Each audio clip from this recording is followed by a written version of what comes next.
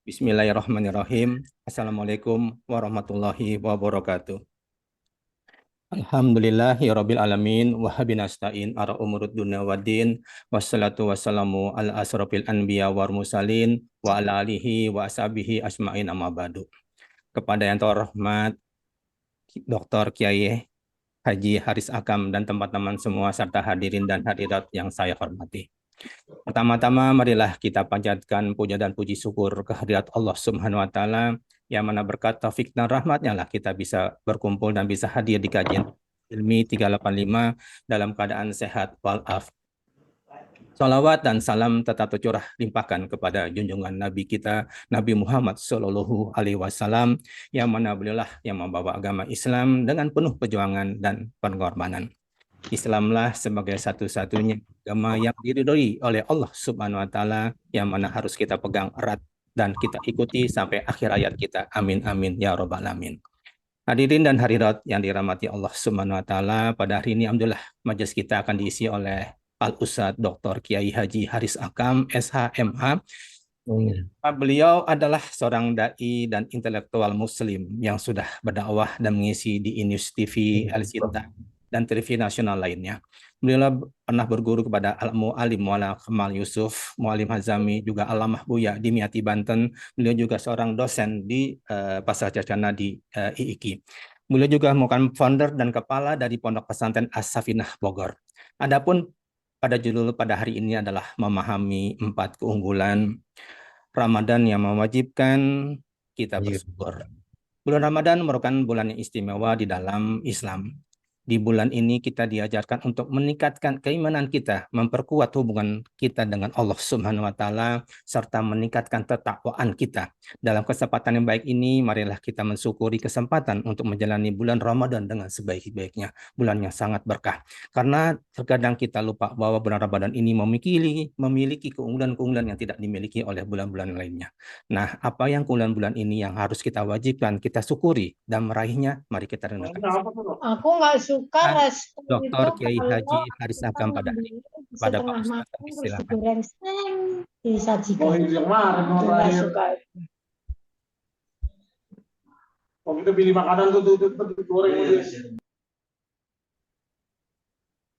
Iya, baik. Terima kasih, Bang Zulkifli. Biasa. Assalamualaikum warahmatullahi wabarakatuh. Waalaikumsalam warahmatullahi wabarakatuh. Alhamdulillahilladzi farada alaina siyama Ramadan. Syahrun unzila fihil Qur'an.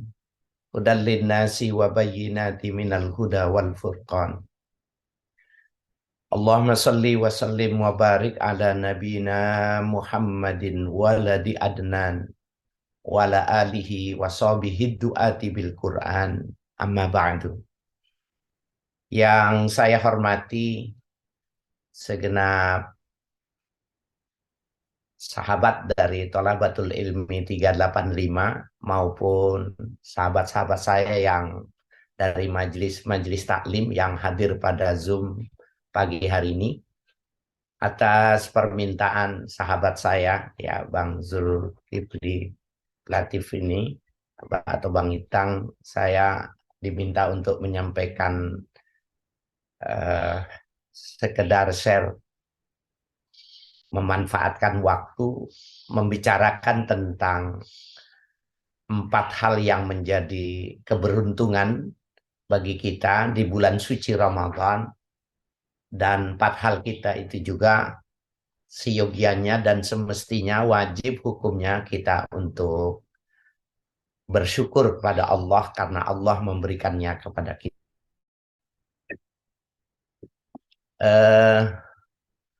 Kita akan membicarakan yang pertama ini tentang transformasi asasi, artinya dasar-dasar tentang kejadian kita dan sifat. Jadi yang asasi ini ketika kita dalam rahim, kemudian sifat ini transformasi ketika kita berpuasa Ramadan. Kemudian itu ada subtemanya itu, bagaimana kemuliaan itu dan terjadinya transformasi fisikal ya yang disebut dalam usul fikih disebut dengan istihalah. Kemudian kita juga akan secara stimulan, kita akan membicarakan tentang kecerdasan spiritual sebagai keuntungan besar bagi orang yang berpuasa, khususnya yang punya anak, yang punya cucu, ingin memanfaatkan bagaimana kecerdasan spiritual itu bisa dituangkan, bisa diajarkan kepada anak-anak, cucu-cucu kita ini melalui berpuasa. Kemudian manajemen pahala itu apakah berbeda Ramadan dengan yang lainnya? Dan yang terakhir, kalau waktunya cukup, kita akan membicarakan tentang evaluasi diri dan kekuatan doa. Sekarang yang pertama kita akan lihat bahwa di dalam Al-Quran surah Al-Isra ayat 70, Allah Subhanahu wa Ta'ala berfirman, "Walaqad karramna bani Adam." Sungguh kami muliakan anak keturunan Adam, ya.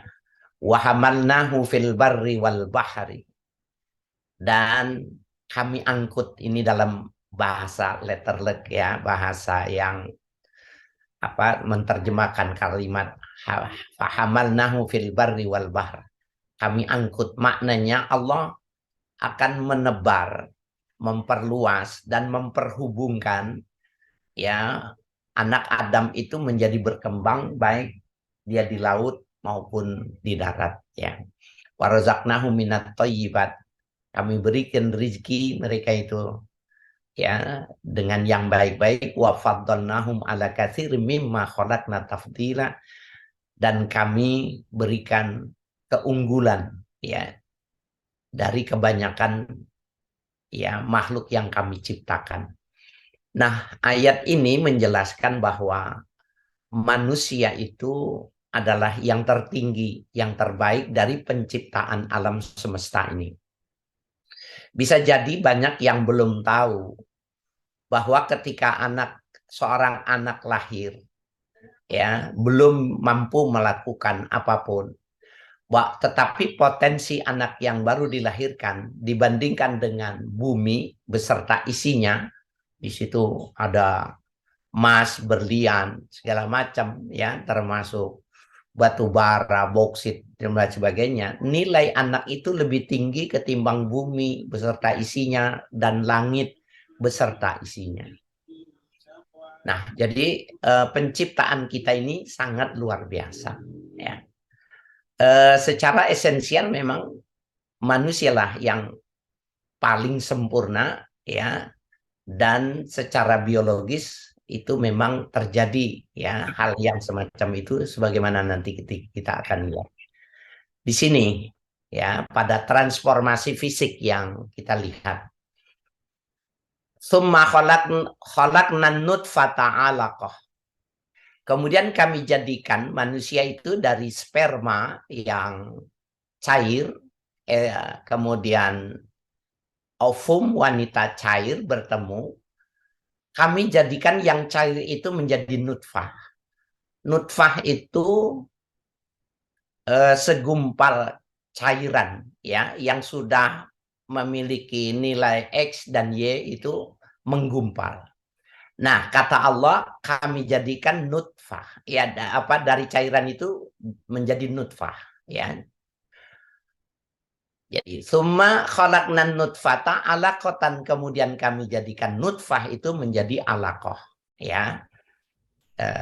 satu gumpalan darah, berubah secara biologis menjadi gumpalan darah. Fa khalaqnal 'alaqata mudghah, kemudian kami ciptakan dari segumpal darah itu menjadi segumpal daging. Fa khalaqnal mudghata 'idhaman, kemudian kami jadikan lagi dari mudghah itu daging tulang belulang. Fakasawnal 'idhama lahma, kemudian kami bungkus tulang itu dengan daging. Nah, ini yang dimaksud dengan transformasi setelah berubah menjadi anatomi tubuh manusia sudah sempurna. Tsumma ansha'nahu khalqan akhar. Kemudian kami jadikan manusia itu makhluk yang lain. Fatabarakallahu ahsanul khaliqin. Ya, maha suci Allah sebaik-baik pencipta. Ini ya, jadi ayatnya tsumma ansha'nahu khalqan akhar. Dari mana bentuk transformasinya di sini, transformasi fisik? Di dalam kitab-kitab fikih kita melihat, ya, kita membaca banyak referensinya, kitab-kitab syarah hadis, bahwa kullu ma yakhruju min sabilaini najisun. Setiap yang keluar dari, ya, dua lubang Bani Adam itu hukumnya najis.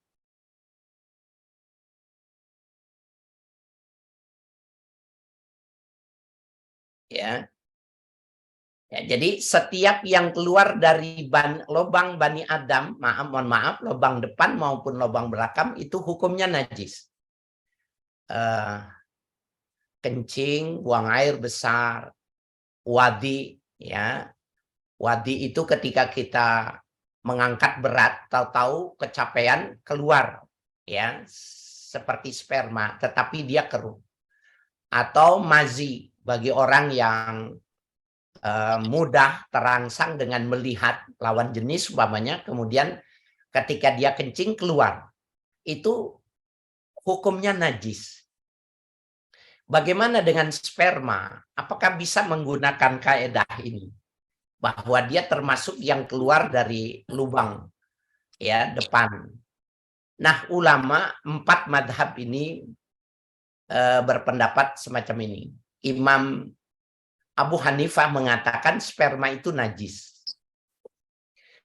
Imam Malik mengatakan sperma itu najis. Imam Ahmad Ibnu Hambal mengatakan sperma itu najis. Hanya Imam Syafi'i yang mengatakan bahwa sperma itu hukumnya suci.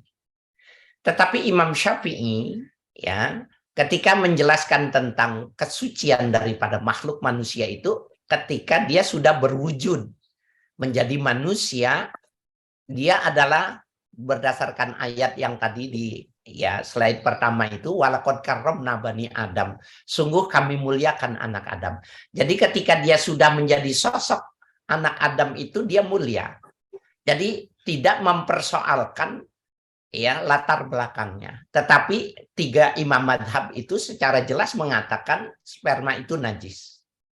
Nah, sesuatu yang najis, summa ansha'nahu khalqan akhar, kemudian kami jadikan makhluk yang lain, maka asal muasal najis itu menjadi hilang.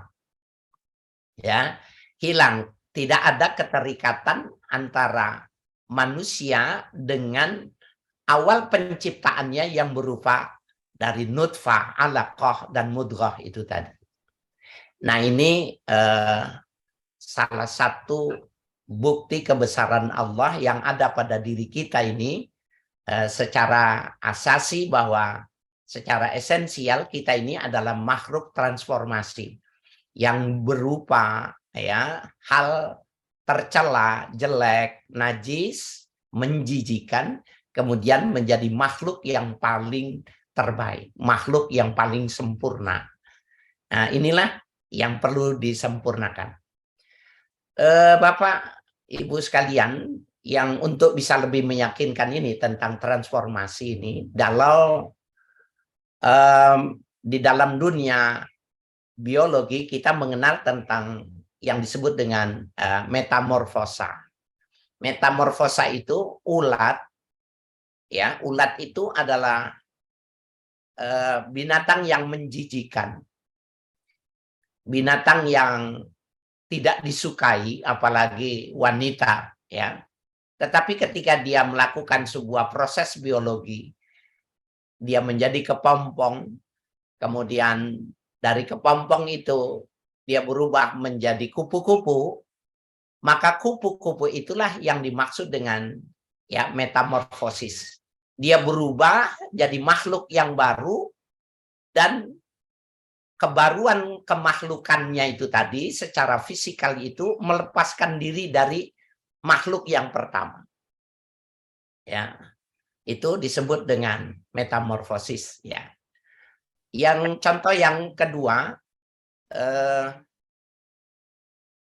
maaf ya kalau di daerah minus ya, seperti kalau kita lihat di ketika perang di Afrika ya, anak-anak yang teraniaya ya, mereka itu tereksploitir dengan penjajahnya. Mereka itu korengan, mohon maaf, korengan. Kemudian tidak diberi obat, maaf, kemudian korengnya itu keluar belatung. Nah, kalau kita ambil belatungnya, kita ambil. Orang ini, anak ini namanya Firman. Kita tanya, apakah belatung ini Firman? Jawabannya bukan. Belatung ya belatung, Firman ya Firman. Tetapi tubuhnya Firman lah yang melakukan ya katalisasi sehingga berubah menjadi ya belatung itu tadi. Nah, inilah yang disebut dengan metamorfosis atau transformasi fisikal yang secara jelas dinyatakan tentang ya penciptaan biologis manusia dalam surah Al-Mu'minun ayat 14. Summa ansha'nahu khalqan akhar. Kemudian kami jadikan manusia yang asal itu menjadi ciptaan yang lain. Di dalam tafsir Ibnu Abbas mengatakan summa ansha'nahu khalqan akhar itu ditafsirkan oleh beliau wa nafakhna fihi ruh hatta yasira khalqan akhar. Kata Ibnu Abbas seperti itu. Yang dimaksud ansya'nahu maknanya nafakhnahu, kemudian kami tiupkan pada ya cikal bakal manusia itu tadi, ruh ditiupkan, yang tadi baru bersifat fisik ditiupkan ruh, sehingga dia jadilah makhluk yang sempurna, makhluk yang baru. Nah, jadi kapan disebut manusia? Ketika ditiupkan ruh. Artinya secara sederhana manusia itu adalah bidimensi, ya, bidimensional. Ada dimensi fisik, ada dimensi metafisik. Yang fisik ini yang terjadi, ya, terjadi perubahan bentuk. Kemudian yang metafisik itu karunia Allah berupa ruh. Dan ruh itulah yang nanti merekam semua perbuatan kita dan dimintai pertanggungjawaban. Ya. Nah, itu kita bisa melihat bahwa Ramadan ya menjadi bulan kita untuk bisa memahami bahwa sebenarnya kita sudah ada dalam posisi sebagai makhluk yang memiliki kewajiban kita untuk bersyukur. Nah, Bapak Ibu sekalian yang berbahagia, ini adalah transformasi fisikal. Kita lanjutkan. Ya, ada yang bisa kita capai di dalam Ramadan ini yang disebut dengan kecerdasan spiritual. Ya, secara etimologi, ya, kecerdasan spiritual adalah kecerdasan seseorang dalam mengembangkan akal budi. Ya, jadi bagaimana dia mengembangkan akal budi, ya, sehingga mampu mengelola pikiran. Jadi dari dalam tetapi mempengaruhi pikiran, ya, memahami sesuatu dengan baik. Itu secara etimologi, ya, secara bahasa. Secara terminologi, kecerdasan spiritual adalah energi batin non jasmani. Jadi jasmani manusia itu yang bersifat fisik itu sumbernya dari sperma dan itu adalah hasil makan minum, ya, ayah dan ibu. Nah, itu jasmani. Tetapi spiritual adalah energi batin, ya. Nah, batin ini yang lahir dari panafakhna fihi ruh. Ya, jadi energi batin itu adalah keluar dari kekuatan ruh yang diberikan oleh Allah Subhanahu wa taala. Ya, jadi kecerdasan spiritual adalah energi batin non jasmani yang meliputi emosi dan karakter. Ini kalau kita lihat definisi ini dibuat oleh para psikolog, tidak jauh seputar ya bahasa yang berbeda-beda, tetapi seperti inilah ya pengertian yang dimaksud dengan kecerdasan spiritual. Nah, jadi ada kecerdasan jasmani yang disimbolkan dengan IQ, dan ini sifatnya wahbiyah. Jadi Bapak saya sekalian, kalau IQ seseorang itu diukur 120 di atas atau di bawah itu menjadi sebuah tingkat kecerdasan jasmani, maka itu adalah bersifat wahbiyah, pemberian. Allah lah yang memberikan, ya, Allah yang memberikan itu IQ. Tapi kecerdasan spiritual ini adalah usaha orang tuanya, ayahnya dan ibunya yang memberikan arahan, membantu si anak untuk menjadi ya cerdas secara spiritual. Dan orang yang memiliki kecerdasan secara spiritual ini, emosionalnya itu akan menjadi sesuatu yang refleksi yang sangat luar biasa bagusnya, dan karakter akhlaknya pun juga bagus. Karena dia terikat oleh sumber aslinya ya dari kata ruh itu tadi, yang potensinya adalah potensi ilahiyah. Kalau potensi jasmania itu sangat ditentukan oleh makanannya. Nah, jadi kalau kita lihat begini, pemain sepak bola, pemain basket Jepang itu sudah ada yang tingginya 190 ya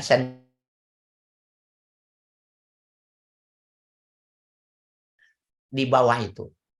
Nah, sesungguhnya jasmani ini bisa direkayasa gitu. Dari mulai dia mencanangkan kehamilan, bagaimana pengen punya anak 3 sekaligus ya dengan inseminasi, kemudian memilihkan jantan dan betinanya, kemudian setelah itu steril. Banyak orang melakukan itu. Apakah itu bisa dilakukan secara jasmania? Ya, itu rekayasa genetika itu sangat memungkinkan. Tetapi yang bersifat batin ini, yang bersifat ruhi, itu tidak bisa. Sehingga kecerdasan spiritualnya yang dibuka kesempatan kepada ibunya, kepada bapaknya, ya, yang mempengaruhi ya anak itu untuk sampai kepada kecerdasan. Lalu apa bedanya kecerdasan jasmani IQ dengan kecerdasan spiritual? Bahwa kecerdasan spiritual itu kasbiyah, usaha. Kecerdasan IQ itu wahbiyah, pemberian dari Allah. Nah, yang bersifat spiritual ini, maka segala sesuatu itu dia mengembalikannya kepada esensi ketuhanan. Jadi kalau ada anak ya, atau kita melihat ini ada orang yang tidak makan umpamanya, kemudian kita dengan mudah mengeluarkan dompet ya, memberikan kepada orang itu adalah kecerdasan spiritual. Tapi berapa banyak orang kaya ketika membuka jendela, dia cuma mempertegas, oh memang anak itu kotor, memang anak itu kalau didekati bisa jadi bau. Ya, tetapi kemiskinannya, korengnya itu tidak melahirkan budi ya untuk memberikan sumbangsi. Kemudian dia tutup lagi, takut ya bakteri tertular kepadanya, kemudian dia jalan. Nah, bisa jadi dia seorang profesor, tetapi kecerdasan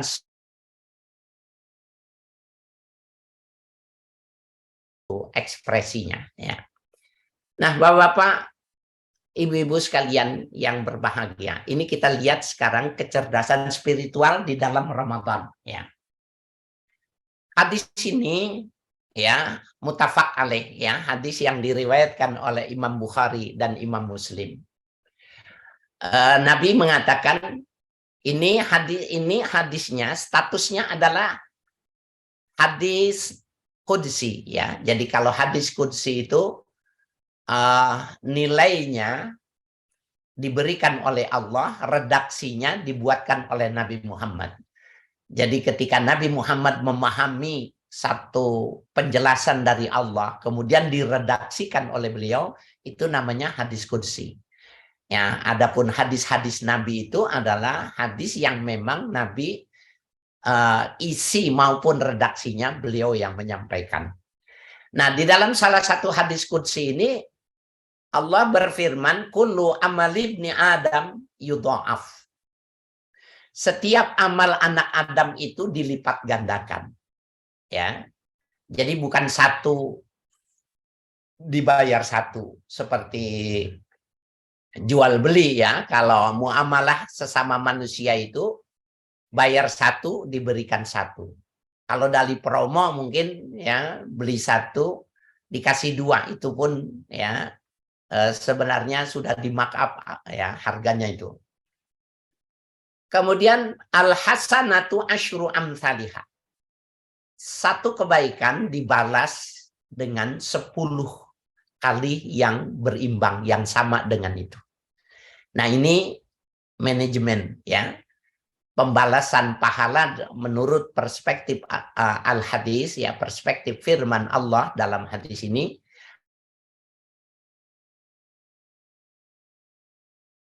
dibalas dengan 10 ya, dibalas dengan 10 kebaikan. Ila sab'i mi'ati di'fin. Ya, sampai 9 ya, 9 lipatan. Nah, ini harokatnya kurang tepat ya. Ila sab'i mi'ati di'fin ya. Sampai 100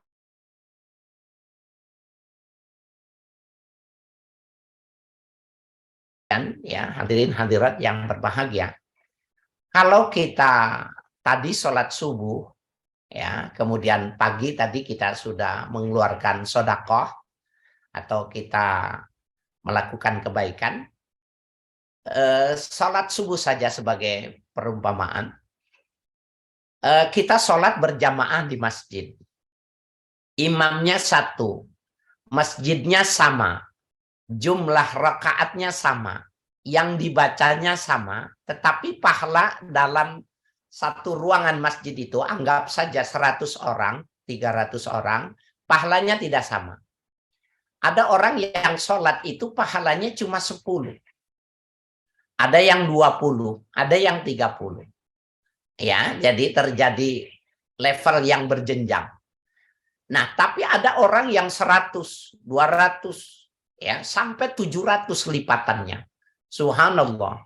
Seandainya seseorang melakukan satu perbuatan dibalas 700, maka gudang pundi-pundi amal, pundi-pundi pahala yang Allah ya mencatatnya itu betapa mudah sekali dia memenuhi lumbung-lumbung dari amalnya itu tadi. Illa sauma, kecuali puasa. Apa maknanya kecuali puasa? Maknanya bukan 700. Ya, para ulama mengatakan itu bukan 700. Kalau orang yang berpuasa itu. Dia ada afan katsiratan ya, ada afan katsiratan la ya'lamuhu illallah. Lipatannya luar biasa, tidak terhitung, tidak ada yang tahu bilangannya kecuali Allah. Jadi bukan 700. Kalau hari ini kita puasa di bulan Ramadan, kita sodako di umpamanya 1 juta rupiah di Ramadan ini, bukan 700. Tetapi bilangan yang sangat luar biasa. Kenapa begitu? Nah, kenapa bilangannya lebih? Fa'innahu li. Sesungguhnya puasa itu untukku. Padahal di sini dikatakan di teks awal ini, kullu amal ibni Adam, kullu amal ibni Adam yudha'af. Setiap amalan Adam itu dilipat gandakan. Di dalam hadis lain, kullu amal ibni Adam lahu. Setiap amalan anak Adam untuk dirinya. Kalau puasa ini fa'innahu li, puasanya anak Adam itu untukku. Nah, jadi Allah tidak minta sholat, tidak minta haji, tidak minta zakat, tidak minta sedekah dan kebaikan-kebaikan lain. Tapi puasa diminta. Wa ana ajzibih, dan aku langsung yang membalasnya. Nah, ini pembalasan Allah bukan 700. Tapi ada afan katsiratan ya la ya'lamuhu illallah. Ya, yang tahu bilangannya cuma Allah saja. Nah, ini yang disebut dengan kalimat ya spiritual ini ya. Yada'u syahwatahu wa ta'amahu min ajli. Ia tinggalkan syahwat dan minumannya min ajli, karena aku. Subhanallah. Inilah ya, pelan-pelan kita memahaminya nih. Bapak, kalau orang meninggalkan yang haram, itu pelakunya, ketaatannya dia disebut dengan muti.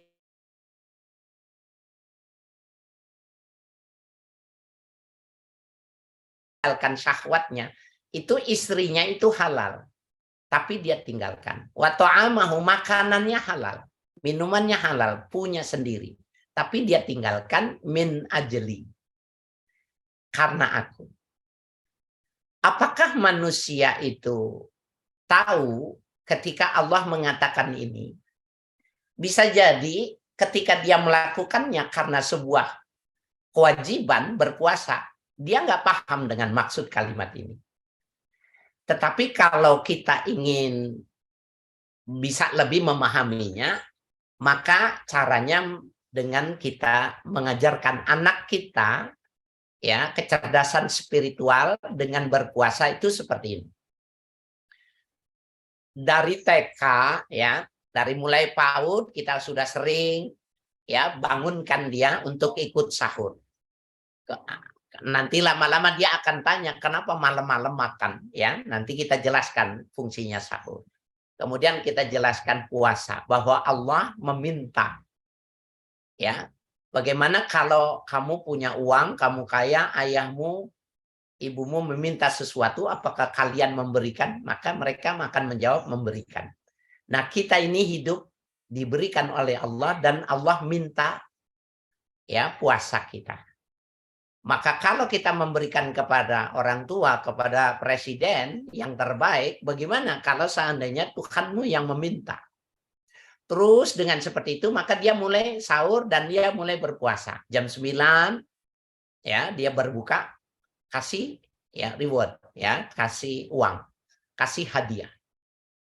Terus dia melakukan ya sampai zuhur, sampai jam 3, sampai asar, kemudian sampai maghrib. Nah, pada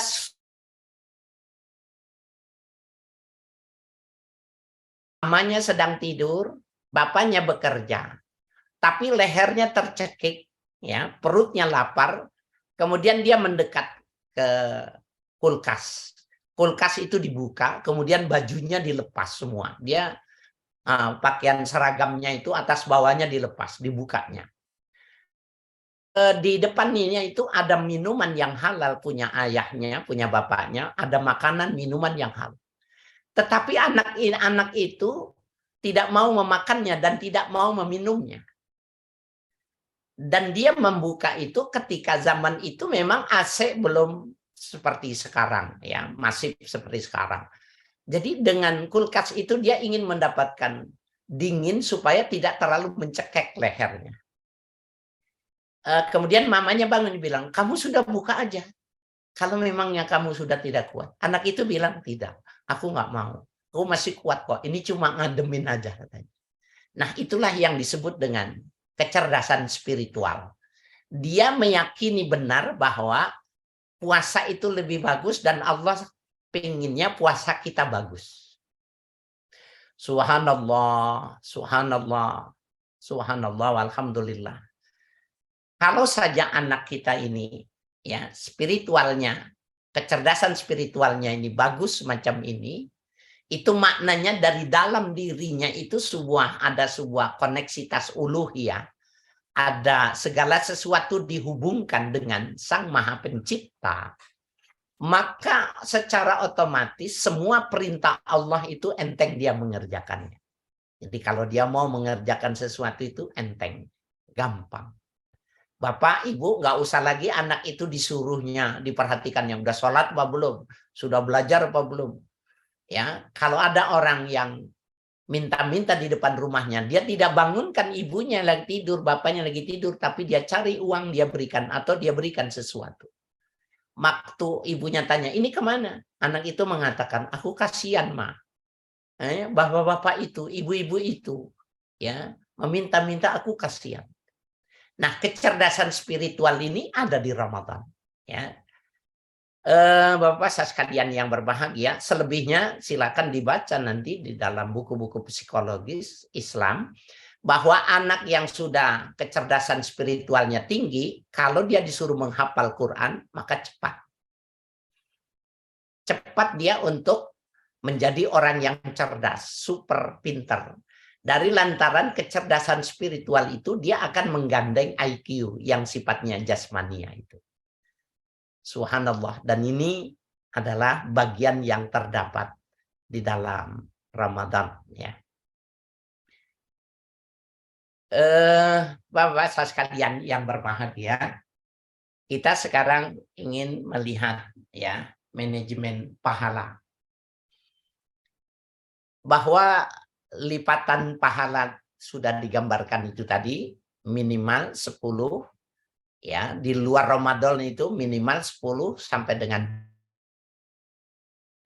Kemudian Allah berikan lipatan yang berbeda ya pada bulan Ramadan. Kemudian Allah juga membuat sistem penilaian kebaikan ini tidak sama dengan perusahaan ya. Kalau perusahaan itu berapa maksimalitas di dalam memberikan reward ya, hadiah, maka kalau dibandingkan dengan kemurahannya Allah, maha murahnya Allah, tidak akan terbanding. Ini yang kita lihat ini adalah surah At-Tin ayat 4 sampai dengan ayat 6 ya. Allah Subhanahu wa taala berfirman ya. Laqad khalaqnal insana fi ahsani taqwim. Sungguh kami ciptakan manusia itu fi ahsani taqwim, dalam bentuk yang paling baik, yang paling bagus. Jadi kalau takwim itu anatominya bagus, strukturnya bagus. Ya, kemudian sistem, jadi ekosistem biologisnya yang terbaik itu manusia. Nah, dibandingkan dengan malaikat, jin ya, dan flora, fauna itu yang terbaik itu manusia. Nah, ini menarik juga nih ya. Ada satu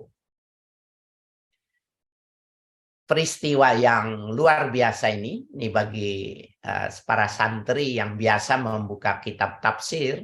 Di dalam Tafsir Al-Jami' li Ahkamil Quran, karya dari ulama besar ya, Imam Qurtubi, beliau mengatakan, meriwayatkan satu latifah ya, satu peristiwa yang terjadi dan itu menjadi sebuah sumber pemahaman dan inspirasi pada ayat fi ahsani taqwim ini.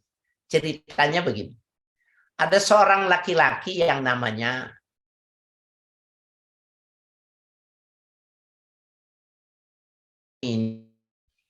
orang yang sangat cinta dan sangat sayang betul kepada istrinya. Bisa jadi istrinya adalah wanita yang salihah, istrinya yang cantik ya, sehingga membanggakan bagi suaminya. Nah, dia pingin istrinya itu selalu tampil cantik ya, dia pingin selalu istrinya itu tampil menawan, sehingga sebagai seorang suami dia menjadi orang yang sangat bangga ya, menggambarkan ya, memberitahukan bahwa istrinya itu bukan cuma cantik tapi pakaiannya itu serasi, pakaiannya itu matching ya, bagus dan lain sebagainya, modis ya. Keinginan itu, maka dia mengatakan sesuatu yang kurang tepat gitu. Jadi dia menginginkan supaya sekedar memberi, menakut-nakuti agar supaya istrinya tetap seperti itu, jangan pakai daster kira-kira seperti itu di rumah sehingga tidak menawan, tetapi diksi yang dipilihnya itu tidak tepat ya. Nah, kalimat yang dipilihnya tidak sesuai, sehingga dia mengatakan kepada istrinya seperti ini. anti talikun salasan ilam takuni ajmala minal qamar. Kau tertalak 3, ya, kau tertalak 3 bila tak seindah rembulan. Subhanallah, ya. Kau tertalak 3 bila tak seindah rembulan. Wanita cantik ini, pintar ini, mendengar kata talak 3 itu dibandingkan dirinya dengan purnama, bulan purnama, maka dia tahu diri, maka sudah tercerai. Dan tercerai talak 3 itu tidak bisa ada rujuk kembali, nggak ada. Ya. Nah, suaminya marah, suaminya menangis karena bahwa dia mengatakan itu bukan mau mencerai. Cuma sekadar memberikan sebuah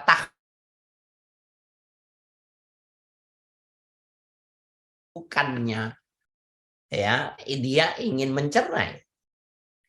Nah, di zaman dulu itu kan sistem khalifah, ya, tidak membedakan seperti sistem pemerintahan Montesquieu yang membedakan jadi eksekutif, yudikatif, ya, legislatif, tidak semacam itu. Khalifah adalah sebagai kepala pemerintahan, beliau juga pembentuk undang-undang dan dia juga yang mengadili masalah. Nah, Isa al-Hashimi ini datang ke khalifah, dia menyatakan dan minta putusan hakimnya kepada khalifah bahwa dia bukan mencerai.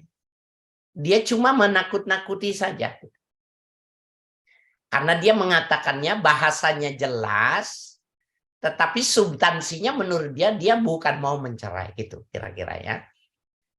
Ini juga buat atensi kita, kaum suami ini, jangan sembarangan kita menyebut kata talak, ya, kata cerai itu berbahaya, gitu. Sehingga khalifah tidak bisa memutuskan. Maka dikumpulkanlah ulama-ulama. Nah, ulama-ulama dikumpulkan, ya, ulama-ulama dikumpulkan untuk berfatwa apakah perkataan suami ini sudah terjadi talak apa belum. Fajtama'al ulama wattafaqa ala annaha qad tuliqat. Ulama berkumpul membahas masalah itu dan bersepakat membuat keputusan bahwa perkataan si laki-laki itu sudah jatuh talak 3. Tetapi yang menariknya, khalifah ini tidak mau mengetuk palu. Ya.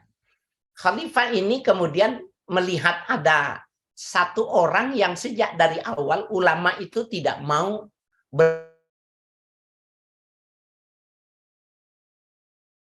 tidak berbicara ini. Ya Syekh, lima la tatakallam. Wahai tuan guru, kenapa Anda tidak berpendapat? Syekh itu dia mengatakan saya tidak setuju dengan pendapat ulama yang hadir. Dia bilang Allah Ta'ala yaqulu fil Qur'an laqad khalaqnal insana fi ahsani taqwim. Sesungguhnya Allah lah yang menginformasikan bahwa manusia itu fi ahsani taqwim, dalam bentuk anatomi, keindahan, kecantikan dan lain sebagainya itu yang terbaik. Fi ahsan, isim yang menggunakan wazan ahsan, ya, itu maknanya di atas segala-galanya. Seperti halnya di Allah Akbar.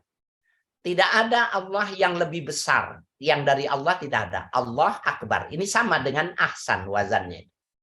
Tidak ada yang lebih besar. Ya, tidak ada. Ya, tidak ada yang lebih besar. Tidak ada yang lebih mulia. Tidak ada yang lebih murah. Ya, kecuali Allah. Nah, ketika dikatakan manusia fi ahsan, maka tidak ada yang lebih cantik, tidak ada yang lebih ganteng bila dibandingkan dengan penciptaan yang lain. Jadi kalau bulan terlihat indah itu karena dari jauh. Maka subhanallah, khalifah memutuskan tidak terjadi perceraian. Ya, tidak terjadi perceraian. Nah, Bapak-Bapak sekalian, Ibu yang kami hormati, jadi yang ketiga ini mesti kita pahami bahwa esensi daripada kemanusiaan kita ini super hebat gitu ya. Satu-satunya penciptaan manusia ini yang super hebat, dia bisa lebih tinggi dari malaikat. Tapi dia bisa lebih hina ketimbang binatang ternak ya. Itu banyak ayat yang menjelaskan itu. Oke, kita lanjutkan. Summa radadnahu asfala safilin. Kemudian kami rendahkan, kami jatuhkan, kami kembali asfala safilin, ya, ke tempat yang serendah-rendahnya. Ini kalau kita lihat penterjemahannya, ya, seperti ini di dalam kitab-kitab terjemahan, ya, dari Kemenak dan lain sebagainya seperti itu. Bahwa manusia yang bagus, yang jelek itu dikembalikan, dilemparkan ke tempat yang paling hina. Nah, yang paling rendah itu maknanya neraka jahanam. Ya. Tetapi ada pendapat yang berbeda, masih dalam tafsir yang sama, tadi Al-Jami' li Ahkamil Quran, ya, karya dari Imam Al-Qurtubi, ya. Ya, ini orang Cordova, ya, yang luar biasa, sejarahnya memukau. Beliau ini meriwayatkan satu penafsiran yang diucapkan oleh Ibnu Abbas, ya. Ibnu Abbas itu Abdullah bin Abbas, jadi sepupu Nabi yang ketika dia mengikuti Nabi itu didoakan alimhu tafsir wa ta'wil, ya. Orang yang dimintakan kepada Allah supaya dia mengerti tafsir dan takwilnya ayat Al-Quran. Nah, menurut Abdullah bin Abbas ini, asfala safilin maknanya ila arzalil umur, ya, sampai umur yang panjang, ya, subhanallah, umur yang panjang. Jadi Bapak saya sekalian, kalau ada hadis yang mengatakan bahwa umur umatku itu baina sittin wa sab'in, antara 700 antara 60 sampai 70, ya. Baina sittin wa sab'in, antara 60 dan 70 tahun, itu bukan satu-satunya hadis. Sebenarnya dalam hadis yang lain Nabi mengatakan bahwa arzalil umur itu, panjangnya umur itu sampai 120 tahun. Ya, umat Nabi Muhammad itu sampai melampaui 120 tahun dalam keadaan sehat.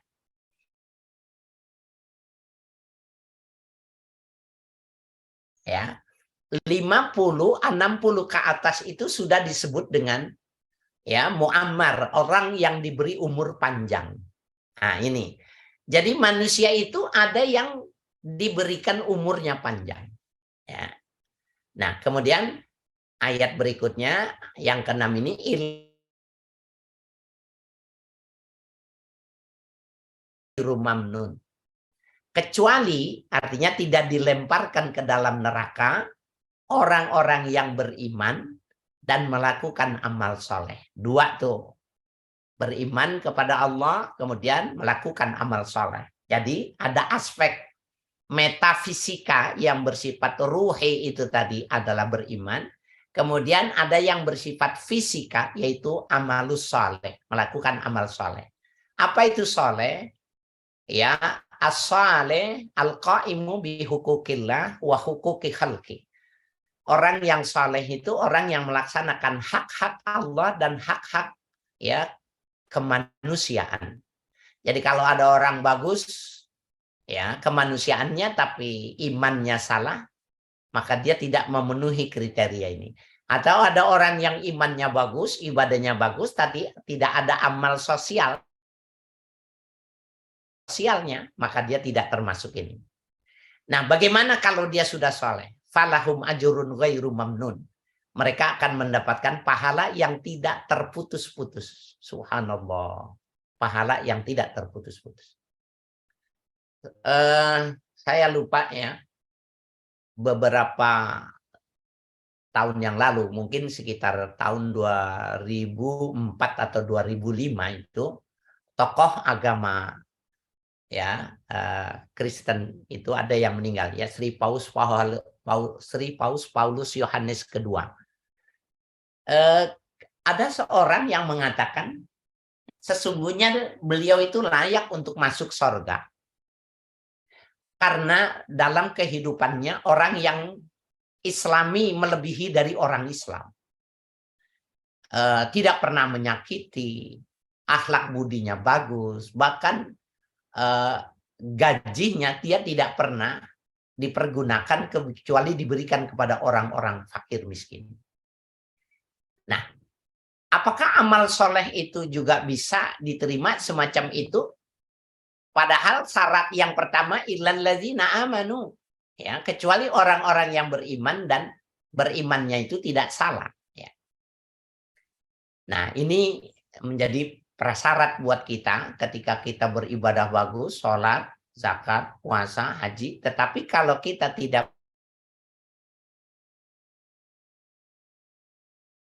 spiritual, jadi illal ladzina amanu ini wa amilu sholihat ini lahir dari kecerdasan spiritual. Biar dia profesor pun, ya tadi gambarannya itu dia cuma buka jendela pintu mobil, dia cuma memastikan, oh iya,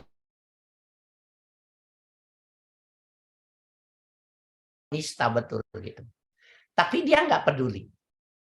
Nah, tetapi kecerdasan spiritual itu akan melahirkan orang itu berhenti, kemudian dia memberikan beberapa lembar uang secara berkecukupan untuk dia merubah nasib. Dan selebihnya dari mandi dan memberi pakaian, ada lebihnya untuk berjualan. Nah, tingkat kecerdasan spiritual ini ya adalah adanya fi ahsani takwim, pada ciptaan yang disebut dengan manusia ini. Nah, falahum ajrun ghairu mamnun ini Bapak Ibu sekalian, begini. Falahum ajrun ghairu mamnun itu Imam Ad-Dhahhak, ya, ahli tafsir dari kalangan sahabat mengatakan lahum sawabun bi ghairi amalin. Orang itu mendapatkan pahala tanpa berlaku ibadah. Jadi orang itu tetap ditulis amalnya walaupun tidak beribadah.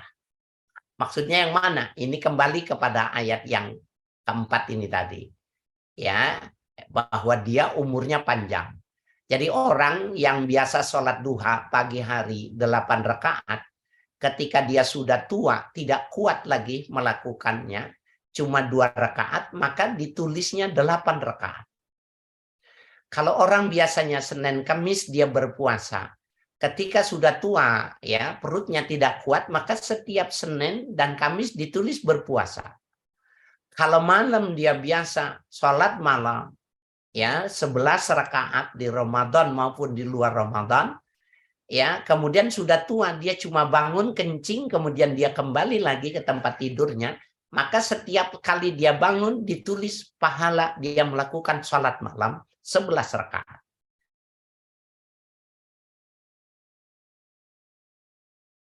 Bapak saudara sekalian yang berbahagia, bagaimana dengan orang yang di Ramadan?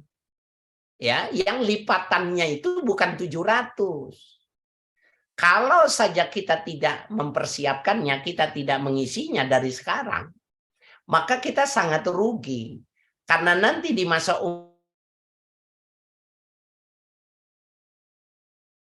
lagi melakukan semasa kita masih muda. Subhanallah, terutama di Ramadan ini. Ayo perbanyak, mumpung masih kuat, mumpung punya kesempatan, perbanyak ibadah, perbanyak sodakoh. Ya, jangan sampai tidak bersodakoh, berapapun jumlahnya. Apalagi di bulan suci Ramadan. Nah, kita lihat spiritual Ramadan itu begini. Kenapa orang di bulan Ramadan itu tangannya lebih terbuka? Kenapa catatan amal itu lebih banyak di bulan suci Ramadan? Jawabannya karena memang Ramadan itu adalah bulan kecerdasan spiritual. Dia mudah tersentuh, dia mudah menangis, dia mudah untuk mengeluh, mengatakan, ya Allah, ketimbang di bulan-bulan lain ketika dia tidak berpuasa. Ya, inilah ya keuntungan yang ada di dalam Ramadan. Kalau kita memahaminya, maka hukumnya wajib kita melakukan ya bersyukur. Nah, yang terakhir ya evaluasi diri dengan doa. Ya, ini Ramadan adalah bulan muhasabah ya, introspeksi. Bisa jadi tidak semua mendapatkan yang sempurna ya, bisa jadi ada orang gagal, ada orang yang putus asa.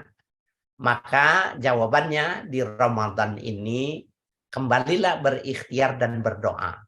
Nah, ini ada hadis sahih ya Imam Tirmizi, Ibnu Hibban, dan hadis ini disahihkan Al-Imam Al-Albani, Nasiruddin Al-Albani. Salah satu la turaddu da'watuhum.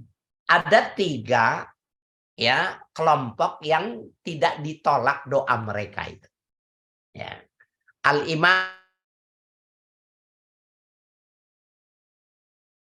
jadi presiden, raja, kaisar, ya, sultan, gubernur yang punya wilayah dan banyak anak buah, maka keberadilan kita itu ya terhadap anak buah dan kebijakan kita merata itu, maka tidak ada batasnya.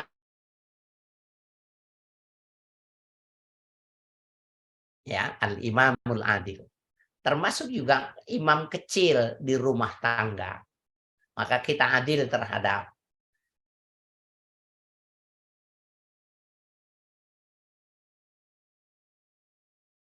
interpretasi dari pengertian al-imamul adil. Nah, yang kedua ini yang kontekstual. Wasaimu hina yuftir. Ini bukannya kha ya, ini koreksi, ini ha ya. Wasaimu hina yuftir. Orang yang berpuasa ketika berbuka.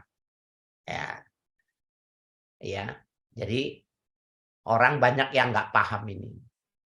Allah buka pintu untuk ikhtiar disempurnakan dengan doa itu, tapi waktu berbuka puasa. Dan orang biasanya tidak berdoa. Orang kalau berbuka itu remnya nggak pakem. Kalau sudah berbuka maka langsung aja disikat habis semua yang ada di meja itu. Nah, padahal di sini diajarkan ya tidak seperti itu ya. Jadi prakteknya seperti ini. Ketika terdengar azan maghrib, maka kita baca basmalah. Bismillahirrahmanirrahim. Kita minum ya, kemudian kita masukkan ya asupan yang manis-manis. Hanya beberapa, hanya tidak banyak. Kemudian kita berdoa. Stop, kita berdoa. Allahumma laka sumtu wa bika amantu wa la rizkika aftartu. Ya Allah, kepada Engkau ya aku ya berpuasa. Aku beriman kepadamu dan aku nikmati yang Kau berikan, rizki. Ya. Kemudian kita berdoa bahwa ada anak kita ini yang sudah besar tetapi ibadahnya tidak bagus. Anak yang besar ini suka ngelawan kita, kepada ayahnya, kepada ibunya. Anak kita yang sudah besar ini ya lebih mementingkan istrinya umpamanya. Atau anak kita yang kecil ini kita pingin betul dia menjadi anak yang kecerdasan spirit dan berbakti. Nah, dia berdoa terus sampai dia sudah cukup berdoa, baru diteruskan makannya. Ya, baru diteruskan makannya. Kemudian yang ketiga, wada'watul mazlum. Doa orang yang dizolimi itu diterima. Nah, Bapak Saudara sekalian, Ibu yang kami hormati, tidak dituliskan di dalam hadis ini. Doa yang kedua, tempat yang kedua itu di dalam hadis sahih dikatakan yanzilu ila sama'i dunya fi kulli lailatin. Allah itu turun setiap malam itu ke langit dunia. Hina ia baki sulusul lailul akhir, ketika sepertiga malam yang ketiga.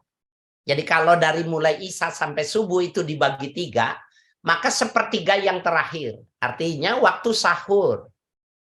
Ya, nah Bapak Saudara sekalian, sahur itu makan bagus, ya itu luar biasa bagusnya.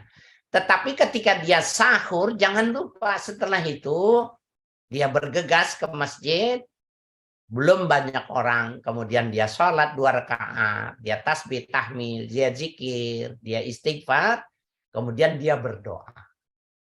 Nah, dengan 2 tempat ini tadi, maka semua kekurangan kita ini bisa kita pemenuhinya. Dan ini adanya di Ramadan, ya sahur ini, karena memang jarang, maksudnya jarang sekali orang yang setiap hari sahur malam itu jarang, maksudnya begitu. Kemudian begitu juga berbuka itu jarang sekali. Nah, di bulan suci Ramadan 2 hal ini menjadi kuat. Saya kira ini Bapak-bapak ya, ada 4 hal yang ada di dalam bulan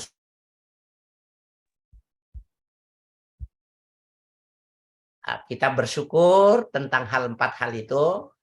Dan yang belum tercapai bahwa tempatnya itu adanya di Ramadan ini. Ya. Saya kembalikan ke Bang Itang. Terima kasih Pak Ustadz Kiai Haji Haris Akam atas kajian hari ini dan juga siraman rohani hari ini tentang tema yang diberikan. Kepada teman-teman kami persilakan untuk bertanya langsung kepada Pak Ustadz. Mungkin kita buka diskusi hari ini. Waktunya masih panjang ya Pak Ustadz ya. Kami persilakan teman-teman semuanya.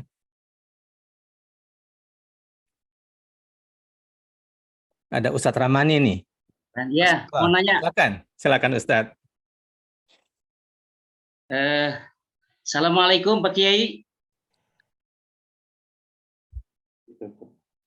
Waalaikumsalam warahmatullahi. Pertama, Ana mau memperkenalkan Ustadz nih di sebelah Ana, Ustadz. Ya. Kenalin ya? Kenal. Kenal itu yang punya MP itu. Ikut ngaji Kiai. Iya. Ustadz Afif,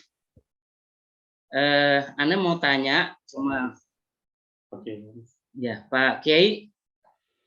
Ana mau tanya, pada saat bulan Ramadan itu ada seseorang, dia ke masjid rajin sholat tarawih, kemudian puasanya juga rajin, kemudian tadarusnya juga bagus gitu kan. Nah, tapi begitu pasca Ramadan, setelah Lebaran, dia balik lagi ke seperti dulu. Nah, itu kenapa tuh Ustadz? Kok bisa seperti itu?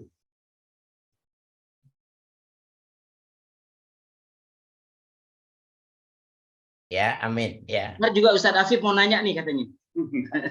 Ya, silakan. Udah Ustadz, cukup. Oh, baik ya.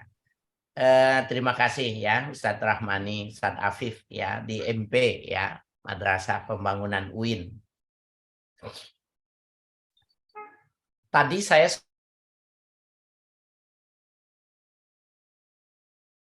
1 bulan itu 29 atau 30 hari ya, pendidikan kecerdasan spiritual itu sudah cukup menurut Allah itu. Jadi nggak perlu lagi puasa itu umpamanya 2 bulan 3 bulan.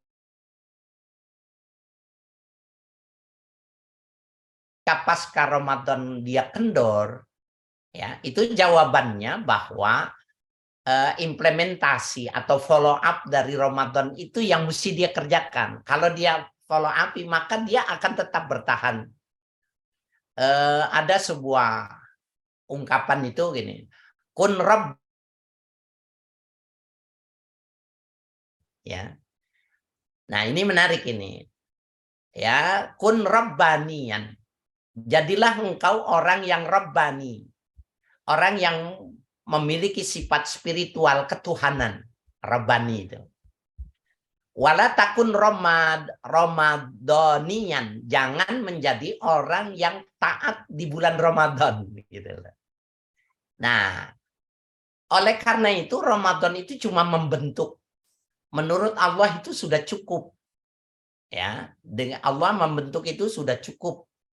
Ya, dengan semacam itu sudah cukup. Nah, cara mempertahankannya itu maka dia sekurang-kurangnya puasa itu Senin Kemis. Cara mempertahankannya puasanya Senin Kemis. Itu Senin Kamis itu sudah cukup orang untuk memanjangkan, meluluskan ya dari sifat-sifat yang ditanamkan di dalam Ramadan. Ya, terutama 6 hari di bulan Syawal itu ya.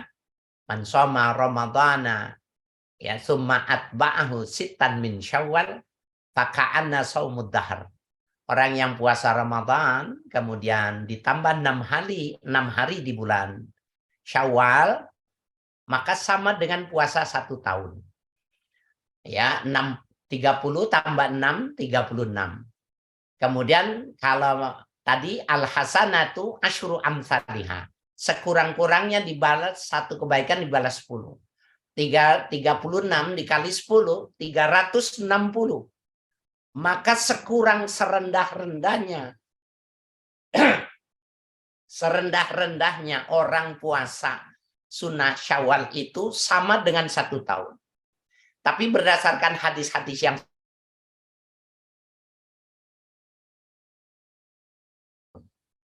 tergantung dari lipatan Ramadannya dia. Itu pertama puasa.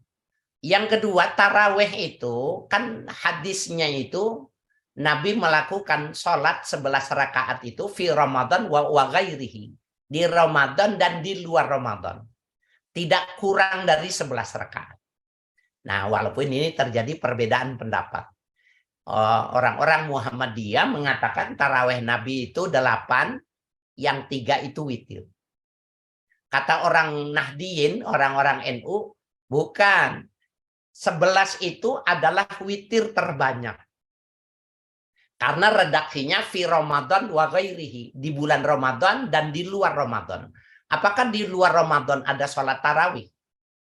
Tidak ada. Nah, ini perdebatan ilmiah di kalangan ulama tentang 11 rakaat itu. Nah, oleh karena itu dia, kalaupun umpamanya dia tidak 23, ya 11 dipertahankan. Kalau tidak, ya yang penting dia bangun sholat malam. Ya, dia lakukan sholat malam, maka dengan puasa Senin Kemis, apalagi bisa puasa Daud, kemudian dia bisa bangun sholat malam, maka sesungguhnya dia sudah mempertahankan potensi Ramadan dan pasti dia bertahan. Ada ulama yang mengatakan orang yang puasa Senin Kamis, kemudian dia berubah puasa, dirubah lagi puasanya puasa Daud, kemudian malamnya sholatnya 11 rakaat, wali dia. Wali dia, siapapun dia.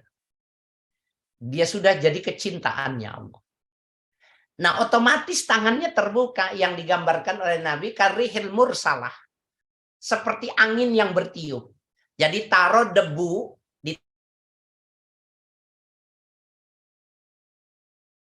yang tersisa sedikit pun di tangannya. Nah, itu adalah refleksi amalus solehnya seperti itu. Ibadahnya seperti itu. Ya, jadi bapak-bapak, ibu-ibu, kalau yang mau jadi wali, nah, selain dari wali kelas sama wali murid, wali nikah, 11 rakaat jangan ditinggal setiap hari, kemudian puasanya Senin Kemis. Maka dia sudah menjadi auliaillah. Ya. Nah, jadi caranya seperti itu. Kalau seperti itu dia menjaga potensinya, maka dia bisa bertahan seperti Ramadan. Maka dia namanya Rabbani, bukan Ramadhani. Nah, kalau yang berubah dia namanya Ramadhani. Bagusnya kalau bulan Ramadan. Di luar Ramadan balik maning gitu. Tapi kalau dia Rabbani, maka Ramadannya tercermin dalam ya perbuatan. Mudah-mudahan ya.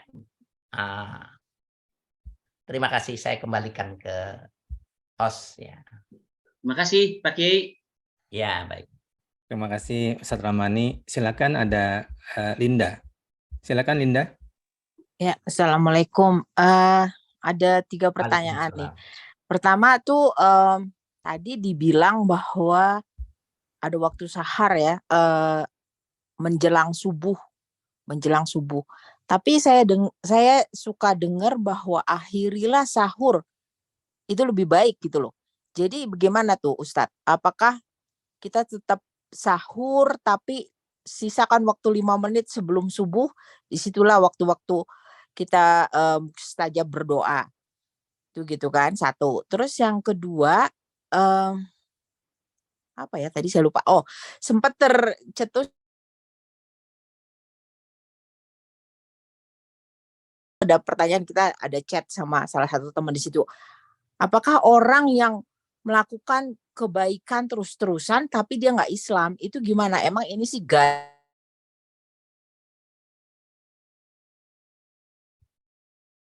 Paulus yang intinya dia selalu berbuat baik lah.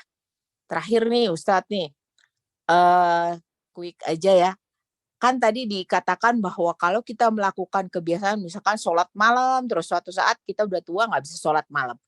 Ini bagaimana implementasinya kalau misalkan nih kita setiap Jumat sedekah terus tiba-tiba kita jatuh miskin nggak bisa sedekah lagi. Apakah itu tiap Jumat itu kita masih tetap dihitung bahwa kita bersedekah terus?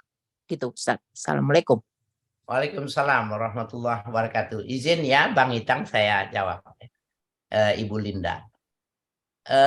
Ada kesunahan ya, mentakhirkan, mengakhirkan bersahur itu benar, hadisnya itu benar. Terutama bagi anak-anak ya, maka mereka memang usahakan ditakhirkan sehingga nanti dia lebih fit, lebih sehat. Atau yang sudah sepuh itu memang lebih bagus ditakhirkan ya, sehingga nanti dia sholat ke masjid dan dia berpuasanya lebih kuat, itu benar. Kalau yang sedang kita sebutkan ini waktunya, bukan sahurnya tapi waktu sahur. Nah, waktu sahur anggap sajalah dari jam 2 sampai jam 4 atau setengah 5 sampai subuh, kita anggap seperti itu ya, 2 jam setengah. Maka sebelum makan sahur atau sesudah makan sahur, tergantung dari kebiasaan, jangan tidur. Itu yang dimaksud ya. Jangan tidur, kemudian kita berwudu, kemudian kita sholat taubat 2 rakaat, atau kita sholat tasbih 4 rakaat, atau kita sholat hajat 2 rakaat, kemudian kita baca menangislah dalam doa. Itu yang dimaksud ya. Jadi tidak paradoks ya. Jadi mengakhiri sahur, makan sahurnya. Kalau waktu sahur berdoa, di waktu sahur ya. Jadi tidak berbenturan. Yang kedua tentang ya, bagaimana orang-orang yang berbaik di dunia tetapi tidak beriman. Di dalam hadis yang sahih, Bapak-bapak, kitab Riyadhus Shalihin adalah salah satu kitab yang sudah diterjemahkan ke dalam bahasa Indonesia. Jadi mudah diakses, mudah dibeli, dan pada beberapa varian ya, dari yang lux sampai yang biasa itu sudah bisa dibeli.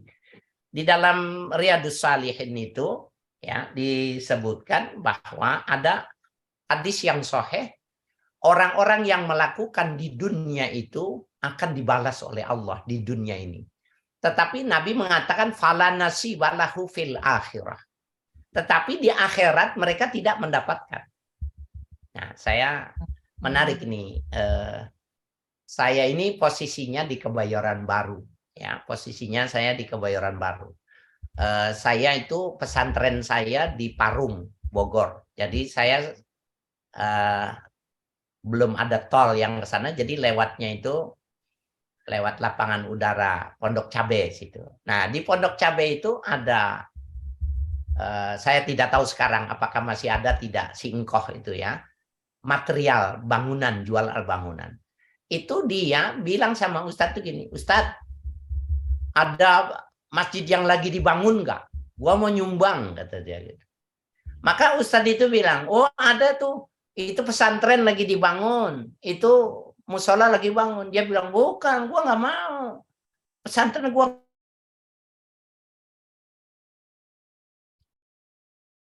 Emang ada bedanya kok. Kalau bangun masjid itu berkah. Gua sekarang udah punya cabang lagi gitu. Nah ini kan sebenarnya salah dia memahaminya. Tetapi dia merasakan keberkahannya. Usahanya tambah maju. Padahal dia non-muslim. Agamanya Shinto. Konghucu. Tetapi karena dia yakin ada keberkahan berlaku baik terhadap masjid walaupun bukan agamanya, dia bilang berkah itu.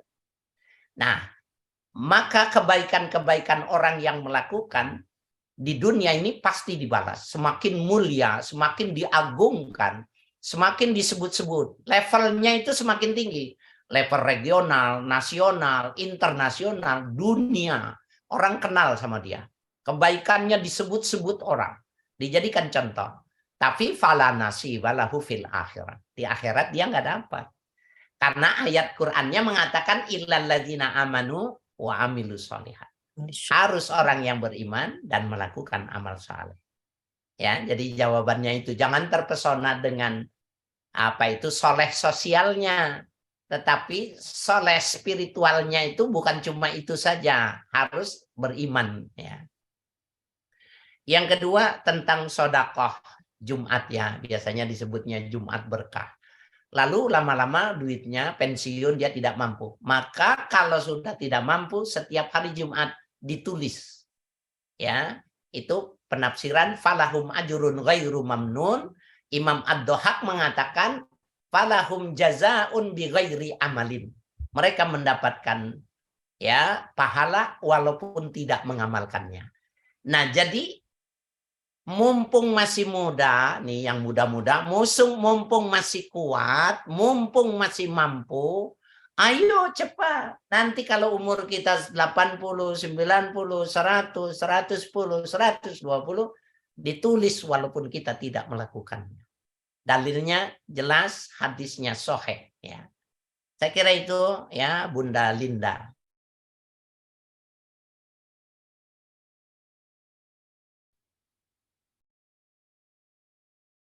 Terima kasih Pak Ustadz, terima kasih Linda. Silakan teman-teman yang bertanya langsung. Tadi ada Mas Adi raise hand, tapi hilang lagi. Assalamualaikum. Silakan Mas Adi. Waalaikumsalam. Tadi sudah disampaikan bahwa puasa itu untukku, gitu kan. Nah, ini artinya ada suatu kekhususan tentang puasa karena ada amal kebaikan itu kan diganjarkan atau dilipat gandakan.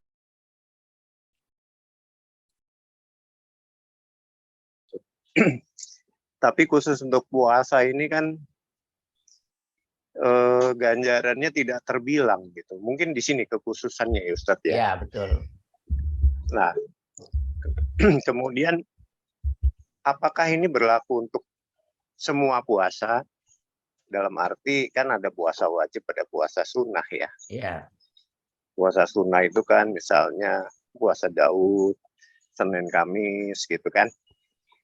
Sedangkan yang kita jalani saat ini kan puasa Ramadan. Apakah ini berlaku juga untuk semua puasa? Lalu bagaimana? Apakah kedudukan istimewa ini berarti ganjarannya itu di atas aktivitas amal ibadah yang lain, misalnya seperti zakat, haji, dan seterusnya gitu, Ustaz. Ini mungkin pertanyaannya jadi borongan. Mudah-mudahan ini juga bisa mewakili pertanyaan yang lain. Nah, kalau terkait dengan puasa sunnah, setelah Ramadan ini kan kita akan masuk puasa sunnah ya Ustaz ya. Ya. Ya, kiai ya. Ya. Puasa Syawal gitu kan. Nah, pertanyaannya kalau puasa Ramadan itu kan dimulai saat azan subuh ya. Berarti kalau masih makan sahur atau minum sesudah azan itu berarti batal kan gitu. Jadi stop di azan subuh gitu kan. Ya. Kemudian waktu berbukanya kan di azan maghrib gitu. Nah, terkait puasa sunnah, apakah ini berlaku tata caranya berlaku seperti puasa Ramadan kan gitu? Apakah harus sebelum subuh? Kalau bukanya mungkin bisa mirip lah ya.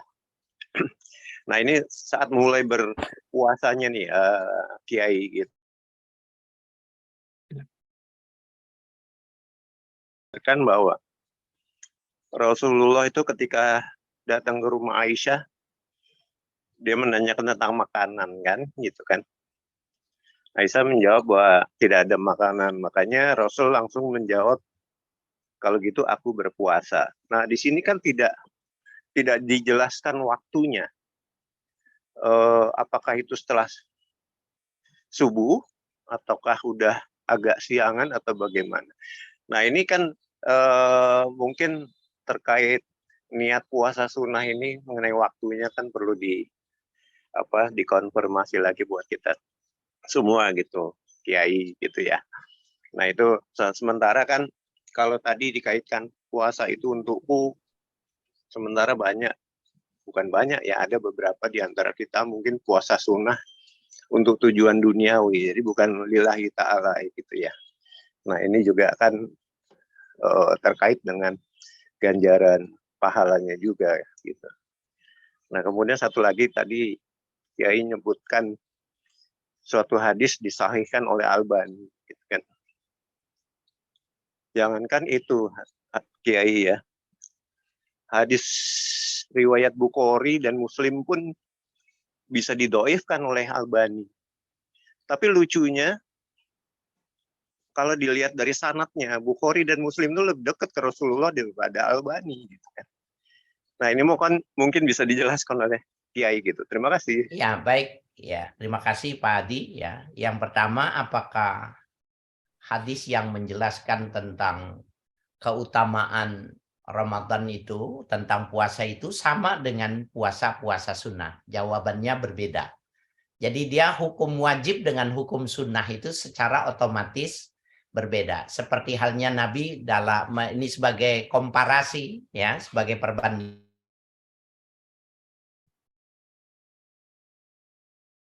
Sholatil qiyam. Orang yang sholat duduk mendapatkan pahala setengah sholatnya orang yang berdiri. Ya, ini jadi dia sehat sebenarnya. Ya, dia sehat. Dan ini puasa sunnah. Kemudian dia pengen sholatnya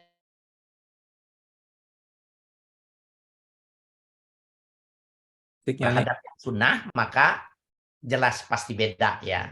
Begitu juga dengan puasa Ramadan. Cuma tetap saja puasa itu punya kelebihan ya. Puasa itu tidak sama dengan ibadah-ibadah yang lain. Begini perbedaannya. Kalau kita sholat, maka itu adalah amalul jawarih wal qalbi. Amalan yang dilakukan berdasarkan fisik dan hati gitu. Dari takbiratul ihram mengangkat tangan, ruku, sujud. Dan ada yang diucapkan. Malaikat itu langsung melihat dan dicatat. Orang pergi haji itu ada uang yang dikeluarkan dan ada fisiknya juga. Ya, tawaf, sa'i, wukuf, jamroh. Malaikat melihat, dicatat. Zakat, ada harta yang berkurang, ada orang yang berterima kasih, itu dicatat. Tapi kalau puasa, sekarang ini yang di Zoom ini, ada yang tidak berpuasa. Siapa yang tidak berpuasa? Jangankan kita, malaikat tidak tahu. Orang yang berpuasa itu, puasanya tidak diketahui oleh malaikat. Sampai orang itu membuka mulutnya. Allahu Akbar waktu dia sholat atau dia baca Auzubillahiminasyaitonirrajim, mau baca Quran atau dia menjawab salam Waalaikumsalam atau dia mengucapkan sesuatu kepada istrinya, keluarlah ya arih atyabu mirrihil misk, aroma yang wangi dari mulut orang yang berpuasa. Barulah malaikat tahu bahwa orang itu berpuasa. Ini spesifikasinya. Yang kedua, spesifikasinya puasa itu, puasa itu nggak ada perbuatan yang harus dilakukan.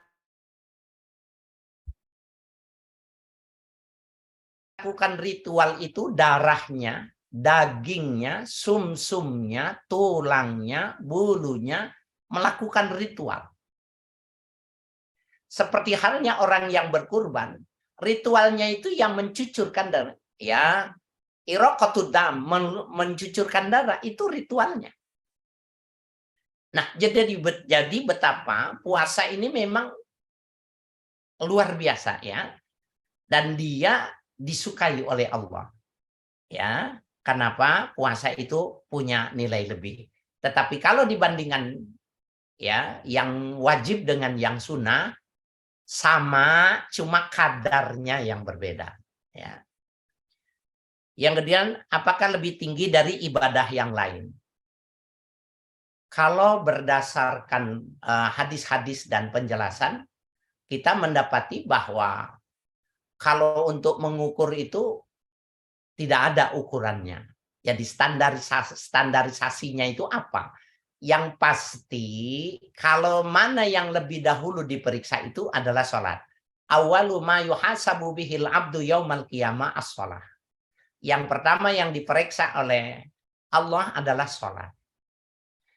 Yang pertama diperiksa. Apakah lebih tinggi mana? Itu tergantung melakukannya. Jadi betapa ada orang senangnya itu. Jadi nanti kalau di kajian tasawuf itu orang memilih cara mendekatkan diri kepada Tuhan. Ada orang mendekatkan dirinya itu dengan taklim wa ta'allum. Thariqahnya itu mengajar dan belajar. Saking belajar dan mengajar dari pagi sampai malam, dia tidak kuat berpuasa. Ya, karena dulu tidak tertinggi, belajar dan mengajar. Ada orang yang melakukan ibadah. Nah, ibadah itu juga dia ada yang sukanya itu sholat. Jadi sholat lagi, sholat lagi, sholat lagi. Ada orang yang ibadahnya pilihannya itu puasa lagi, puasa terus sampai puasanya setiap hari.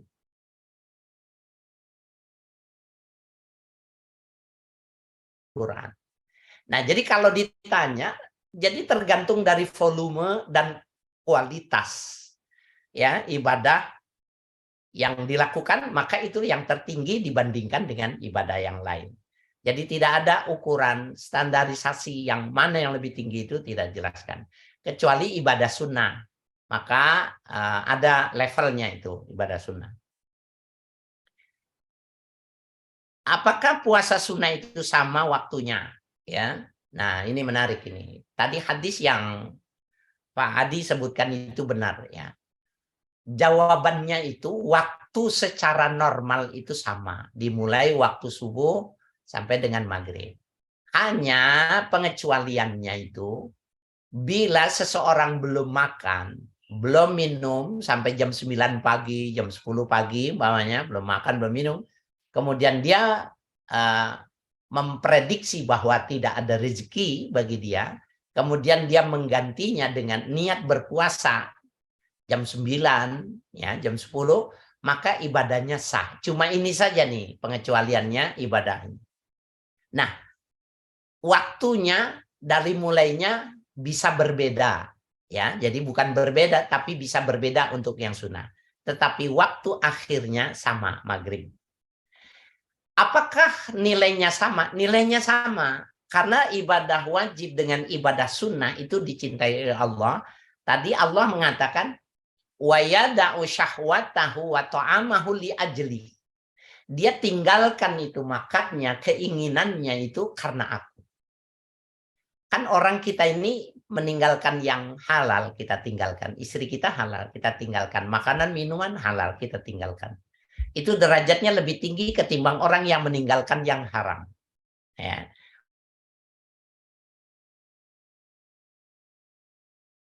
Taat. Orang yang meninggalkan yang halal karena Tuhannya, karena aku dalam tanda petik itu, maka dia derajatnya al-muhib, ya, muhibbin, orang yang dicintai, ya. Kemudian dengan bagaimana dengan Nasiruddin Al-Albani? Tentunya ini jawabannya luas ya. Jadi kalau kuliah di pasca sarjana di lulusan Ulumul Quran, Ulumul Hadis, ini 1 semester nih jawabannya. Jadi panjang sekali Pak Adi. Al-Albani itu oleh sebagian ulama tidak diterima. Ya. Penelitiannya itu tidak diterima. Karena Al-Albani itu dianggapnya banyaklah penilaian yang di bulan puasa ini saya tidak menyebutkannya.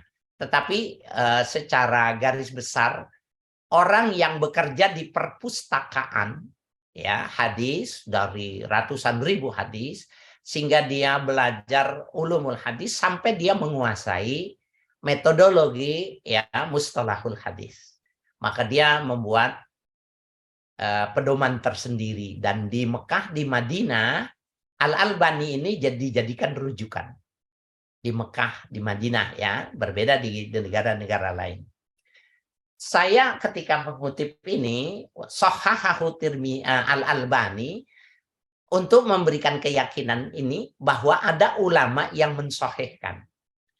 Adapun orang yang tidak setuju dengan pendapatnya Al-Albani karena dia kontroversi dalam salah satu hal, memang wajar-wajar saja, memang bukan cuma Pak Adi yang tidak sependapat.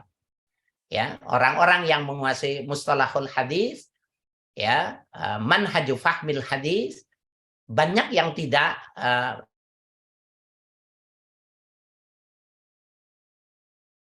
yang sampai menyasar mengklarifikasi bahwa ada hadis-hadis yang disahihkan Bukhari dan Muslim dalam perspektif Albani dia dianggapnya dhaif gitu. Tapi tidak banyak hadis yang semacam itu dan dia melihat dalam perspektif tekstual. Ya, saya ulangi lagi dalam perspektif tekstual, bukan konteksnya. Nah, ini makanya saya bilang kalau mau membahas ini ada kajian tersendiri kalau di pasca sarjana ini 1 semester. Jadi tidak akan memenuhi selera pendengar ya, Pak Adi dan yang hadir sekalian. Paling tidak kita akan berdalil sepanjang masih ada orang yang mensahihkan, maka dalil itu boleh kita pergunakan. Dan tadi itu yang mentahrijnya sudah saya sebutkan. Diriwayatkan Imam At-Tirmizi, diriwayatkan oleh Imam An-Nasai, ya, dan saya menambahkan disahihkan itu. Ya, jadi sudah cukup itu perawi yang saya sebutkan. Yang mentahrijnya maksud saya. Saya kira itu. Kembali ke Bang Intang. Ya, Kiai. Kalau tadi analoginya Albani itu sebagai peneliti dalam arti rajin ke perpustakaan gitu ya. Rasanya kalau menurut saya kurang pas juga ya. Ibaratnya seorang dokter, seorang mahasiswa, selama 5-6 tahun dia di perpustakaan dari pagi sampai sore, begitu dia khatam semua ilmunya, dia nggak otomatis jadi dokter gitu, Kiai. Nah inilah yang terjadi pada Albani. Albani kan tidak punya guru tentang hadis. Ini menurut pendapat sebagian orang ya, ulama juga. Sedangkan dia berguru mungkin terkait ilmu fikih gitu. Bagaimana seorang yang tidak bersanad hadis bisa mendoifkan atau mensahihkan suatu hadis di mana hadis Bukhari nomor 2 di dunia setelah Al-Quran gitu. Nah ini kan kalau dibilang Albani itu kan ulama kolaf ya kalau mau dianggap ulama gitu. Sedangkan Bukhari Muslim itu kan lebih dekat ke ulama salaf. Demikian Kiai, terima kasih. Wassalamualaikum warahmatullahi wabarakatuh. Terima kasih.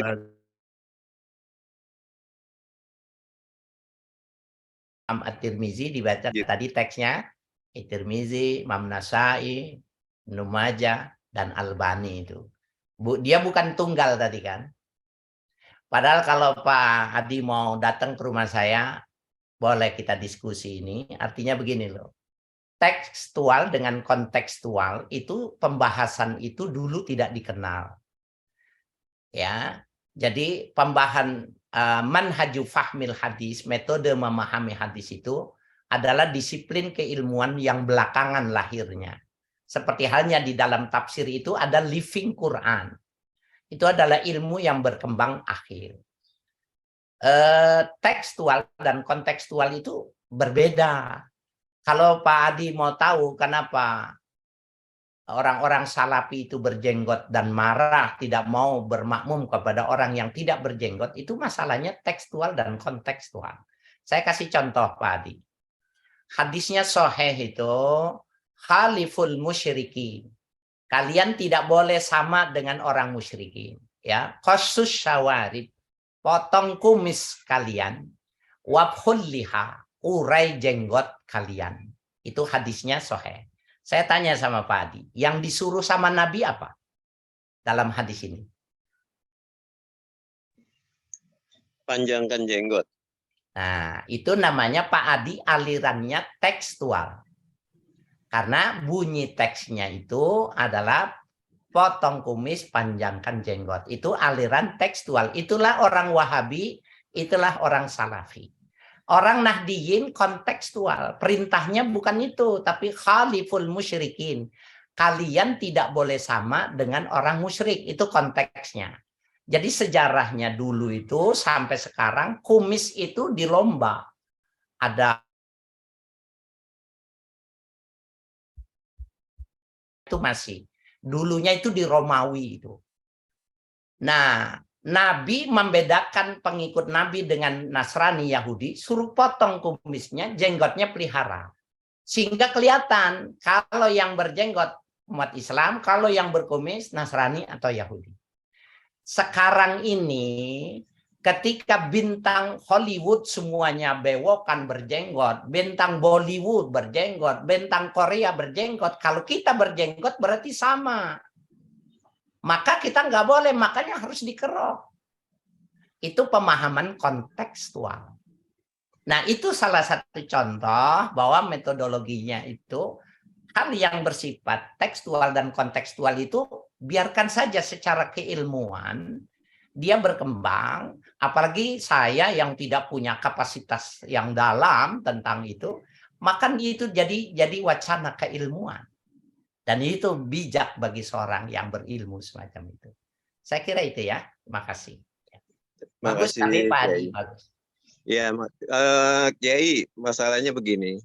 Saya sering dengar dulu kajiannya Prof. Ali Mustafa Yakub almarhum. Ya. Kemudian Prof. Said Agil Al-Munawar. Itu tidak mengakui Albani sebagai ahli hadis. Seperti yang kita tahu bahwa Prof. Ali Mustafa Yakub itu kan ulama ahli hadis dari Indonesia. Demikian Kiai, terima kasih. Oh iya, itu guru saya itu.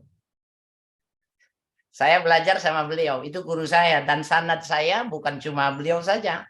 Dari Profesor Maghfur Usman, dari Muallim Syafi'i Hadami, Syekh Muhajirin Amsar Al-Bekasi, Syekh Muhammad Dimyati, Al-Bantani, banyak sekali.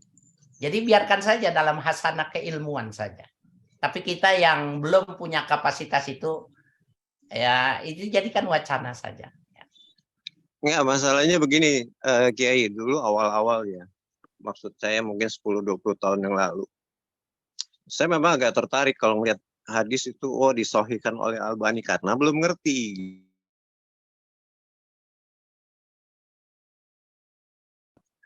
Apa namanya, ulama yang tadi saya sebut tadi, saya jadi memahami gitu.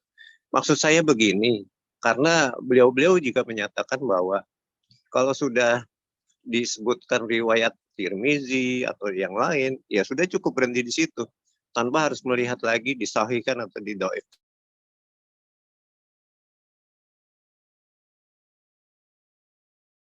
Sampai di situ.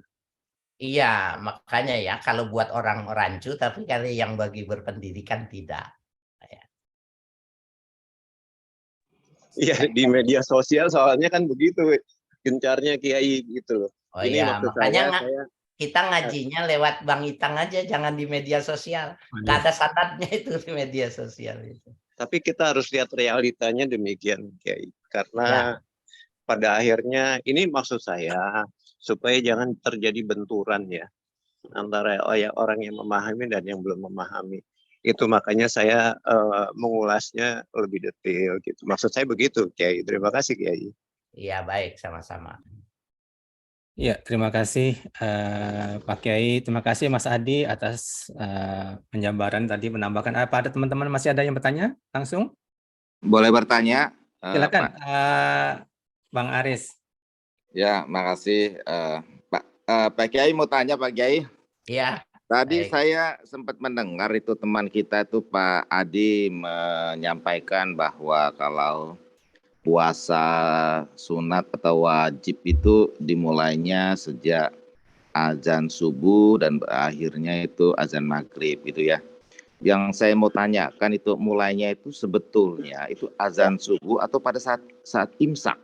Jadi ketika imsak sebetulnya kita udah harus berhenti makan gitu. Tidak menunggu azan subuh. Ini perlu klarifikasi nih saya nih. Makasih Pak Ustadz. Makasih Pak.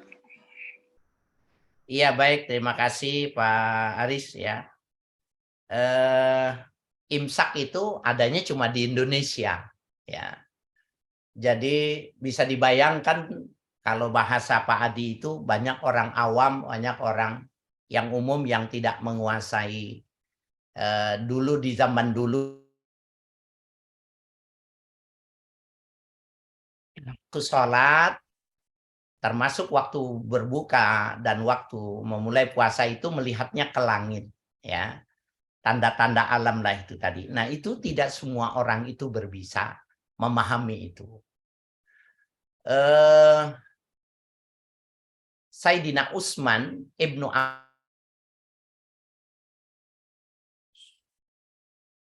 ketika hasil ijtihad beliau dengan para ulama membuat sholat Jumat itu azan 2 kali. Ya, azan 2 kali. Itu bukannya tidak sopan kepada Nabi atau ingin melangkahi Nabi. Tetapi perkembangan umat yang kesempatan. Ya, orang berkesempatan untuk mandi dulu dan tutup toko sehingga sholat Jumat. Padahal Nabi sholat Jumatnya cuma 1 kali azannya. Nah ini mengkias dari sholat subuh 2 kali azan. Justru di Indonesia kita mengerjakan Jumatnya 2, sholat subuhnya 1. Padahal yang sunnah itu sholat subuhnya azannya 2 kali. Jadi 1 jam, setengah jam sebelum waktu itu azan. Tapi tidak menggunakan as-sholatu khairum minan naum. Nah itu dikias oleh sahabat Utsman Ibnu Affan dengan para sahabat yang lain disepakati ada azan 2 kali. Nah azan 2 kali itu imsak. Ya, artinya menahan diri, mempersiapkan diri. Ya, imsak itu artinya menahan diri, tapi konteksnya itu mempersiapkan diri untuk masuk ke sholat Jumat. Ya, karena kalau dia sudah Jumat masih dia berdagang, ulama mengatakan dagangannya, uangnya haram. Nah, begitu juga dengan puasa bagi orang yang tidak mampu. Maka diketong, dipukul lah kentongan, tung tung tung tung tung tung tung tung tung, orang tahu itu udah imsak. Padahal itu masih ada waktu, ya masih ada waktu yang memungkinkan, ya secara berhati-hati untuk umpamanya makan selesai tinggal minum, umpamanya atau makan tinggal sedikit masih memungkinkan untuk lakukan. Jadi imsak yang di pemahaman ya yang di medsos ya oleh beberapa ustadz itu, imsak itu artinya menahan ya waktunya subuh. Bukan, itu makna terminologi kalau al-imsak bimaknal fajar. Tapi imsak yang Bapak maksud ini imsak ya itu lugatan, secara etimologi saja, secara sholat Jumat. Jadi tidak apa-apa, ya boleh. Jadi kalau ada orang mengatakan imsak ya subuh gitu. Itu dia melihatnya dari sisi bahasa. Kembali lagi nih ya, tadi soal ya etimologi, terminologi, tekstual, kontekstual ini menjadi sebuah paham dan mazhab yang berdiri sendiri. Juga ya bertahan benar-benar maknanya lampu hijau, maknanya kira-kira seperti itu. Ya, saya kira itu Pak Bang Haris ya. Terima kasih Pak Ustadz. Ya. Terima kasih Bang Aris. Pak Ustadz, waktu sudah mendekati zuhur. Ya. Kepada yang terhormat Al-Ustadz Dr. Kiai Haji Haris Akam, kami sampaikan banyak terima kasih atas kajian ilmu yang diberikan pada hari ini pada kami semuanya. Semoga ilmu yang diberikan bisa bermanfaat dan berkah bagi kita semuanya. Juga semoga kita menggapai derajat insan yang robbani dalam Ramadan ini dan seterusnya. Kepada Pak Ustadz, kami persilakan dengan hormat untuk memimpin doa dan menutup majelis ini. Baik, bismillahirrahmanirrahim. Alhamdulillahirabbil alamin. Hamdan yuafi ni'amahu wa yukafi mazidah.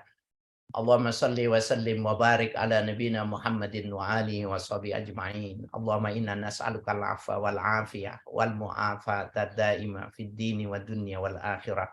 Allahumma ahsin akibatana fil umuri kulliha wa ajirna min khizyi dunya wa 'adzabil akhirah. Allahumma barik lana fi Ramadan waj'alna fi Ramadan as-sa'imin al-musallin al-mukhlisin wa yaj'aluna mimman yaqra'ul Qur'anal Karim wa salawati 'alan nabiyil karim bijudika ya akramal akramin. Allahumma ja'alna minal ladzina yastami'unal qawla fayattabi'una ahsana. Ya Allah, jadikanlah kami orang-orang yang pandai mendengar kebaikan dan mampu mengikutinya.